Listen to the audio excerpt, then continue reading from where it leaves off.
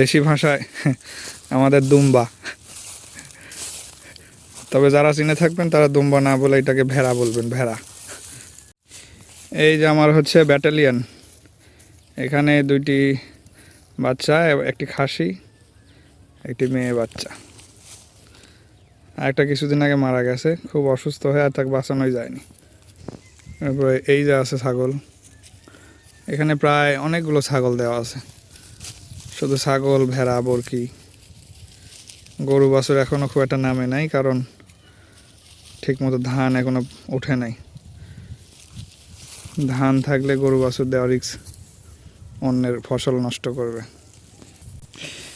এই যে এইভাবে গলায় রশি লাগিয়ে এক পাশে ছাগলের সাথে আর অন্য পাশে একটা, ওই যে এটা কি বলে আপনাদের ভাষায়, এটা মাটিতে পুঁতে দেওয়া হয় যেন কোথায় না যেতে পারে।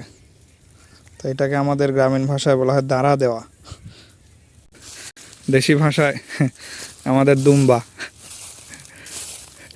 তবে যারা চিনে থাকবেন তারা দুম্বা না বলে এটাকে ভেড়া বলবেন, ভেড়া।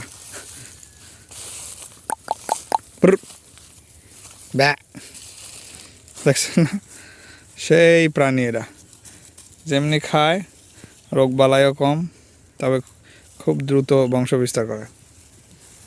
এমন অনেক আছে। এই ফসল কাটা হয়ে গেলে দেখা যাচ্ছে আশেপাশের 5-7 গ্রাম থেকে গৃহপালিত পশু এই মাঠে নামানো হয় খাওয়ানোর জন্য, গরু, ছাগল, ভেড়া, মহিষ, যার যা আছে। তবে এতে করে খুব সহজেই, কম খরচেই পশুপালন করা যায়।